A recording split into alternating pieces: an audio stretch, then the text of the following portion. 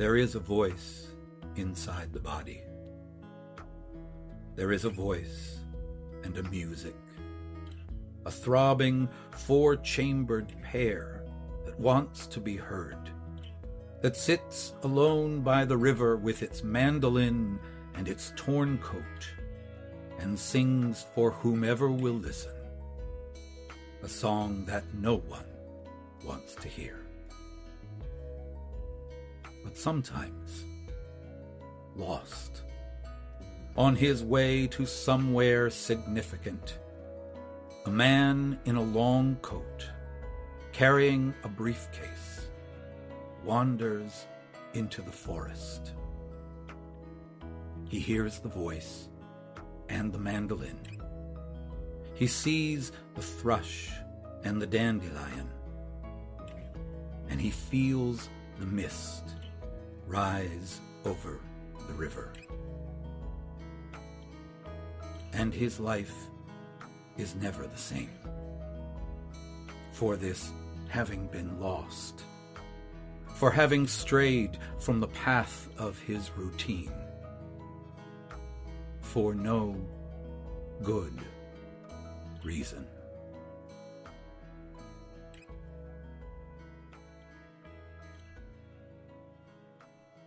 Hi, this is Jason Smith. And the poem you just heard was a poem called A Man Lost by the River, written by Michael Blumenthal.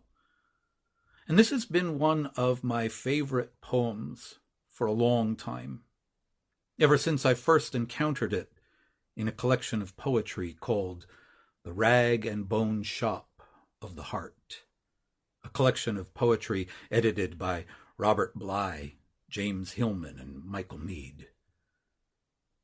And I wanted to share it with you here for a couple of reasons. First, I think it describes a common experience of the symbolic life, one I've talked about before on this podcast.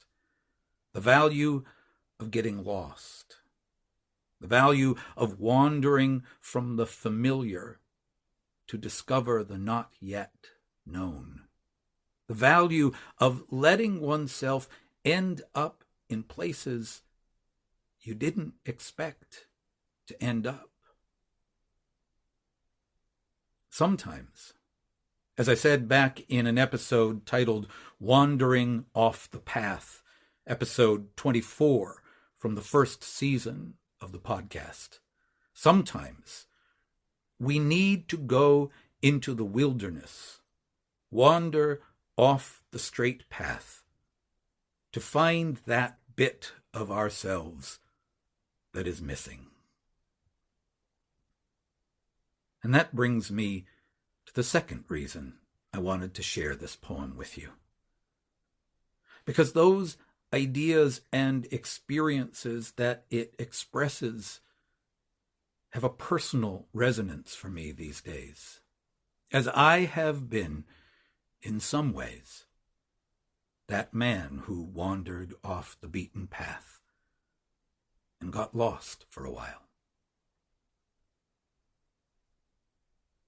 You will know, of course, if you are a regular listener to this podcast, that it has been quiet for more than a year now. I have been quiet for more than a year. And what started as a regular summer hiatus at the end of the last season turned somewhat unexpectedly into an extended sabbatical. And as time wore on and the break became longer and longer, I began to hear from many of you wondering if I was going to return with a fourth season, and wondering, kindly, if I was okay. I'm really moved thinking about that kindness and that concern. And yes, I'm okay. Thank you. At the start of the last season, as I noted in my Substack newsletter, I was just coming out of a time of illness. And I jumped right back into work and into what turned out to be one of my busiest years, producing the podcast, teaching classes, giving talks and workshops, seeing patients. It was all good work, but I guess I was busy enough, and maybe too busy, that things got far enough out of balance that by the end of that season, I had made myself sick again. And my illness this time wasn't serious, but it was impactful. And how impactful, I don't think I recognized at first. I mean, I knew I was tired, even feeling somewhat burnt out. But at first, I didn't recognize how much that illness was in reality the first stirrings of a kind of call, originating as sometimes these things do when they really need to get our attention in the body. There is a voice inside the body. There is a voice and a music, a throbbing four-chambered pair that wants to be heard, that sits alone by the river with its mandolin and its torn coat and sings for whomever will listen, a song that no one wants to hear. If we are authentically engaged in the practice of the symbolic life, if we are honest and really trying to listen to that voice inside the body, if we are willing, as Joseph Campbell teaches, to let go of the life we've planned so as to have the life that is waiting for us, then we may find ourselves being led in unexpected and unlooked for ways. The symbolic life is not always going to be compatible with whatever 3-year plans we set up for ourselves. Though we have set our course, as the poem says, for somewhere significant, we find ourselves wandering into a forest until we feel the mist rise over the river. The right way to wholeness, writes Jung, is made up of fateful detours and wrong turnings. It is the longissima via, the longest path, not straight, but snake-like. Actually, what he says in that quote is, the right way to wholeness is made up, unfortunately, of fateful detours and wrong turnings. And he goes on to state that it is a path whose labyrinthine twists and turns are not lacking in terrors. Now, I have to confess, I often struggle with Jung when he makes statements like this, because he has this pessimistic streak that runs through his writing, right? He tends to emphasize the dark side of such experiences. Going off the path, for instance, is cast as an unfortunate turn of events that leads one on a road filled with terrors. And to be sure, this can often be the case. Certainly experiences such as illness and loss can be dark and difficult territories to navigate. So we shouldn't discount what he says about this. But what if one is called away from the known path by an experience of beauty or love or by a sudden recognition that maybe we don't have to drive ourselves so hard, that life reveals its gifts in simple acts of being far more frequently than it does in the frenetic activity of doing.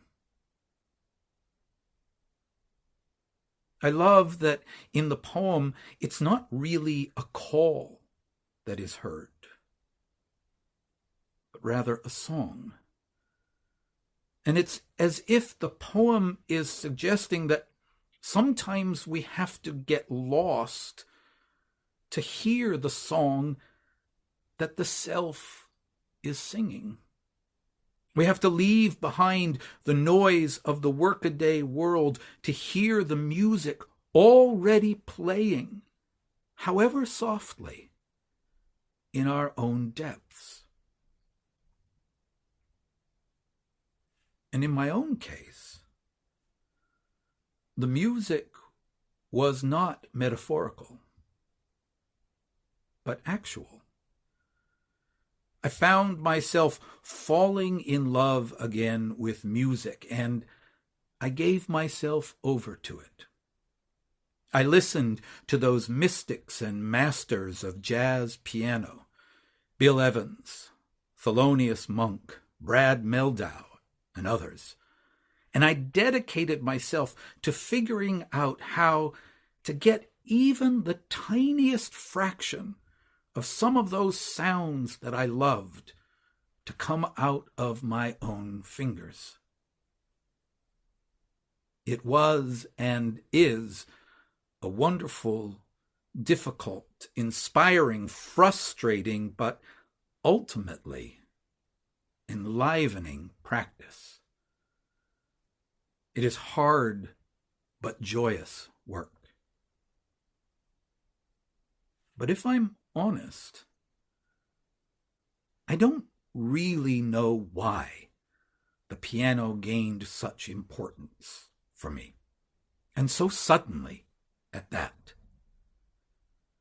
There's a numinosity to it that continues to surprise and delight me, and the fact is, I don't really want to inquire into it too deeply. We should veil our eyes before living mysteries. This is something Jung says, and what he means is that it's not so important to understand why something brings us alive. It is far more important to be faithful to that aliveness and to live it. I have no interest in reducing my experience of playing and listening to music to something merely rational or utilitarian, as if music was for some purpose other than itself. As Abraham Joshua Heschel writes, reason explores the laws of nature, trying to decipher the scales without grasping the harmony, while the sense of the ineffable is in search of the song. And I guess if there's one thing that I could point to, that this time of musical sabbatical has done for me, it might be just that. To renew and deepen that sense that the joy of spiritual, psychological, and creative work is to be engaged in just that search for a song. And that, I'm happy to share with you, includes this podcast. What is clear to me is how enriching and enlivening this digital Jung project has been for me.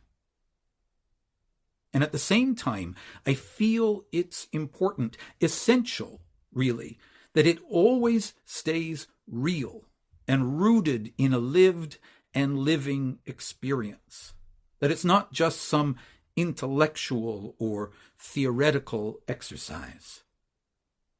I only want to say something when I know I have something to say.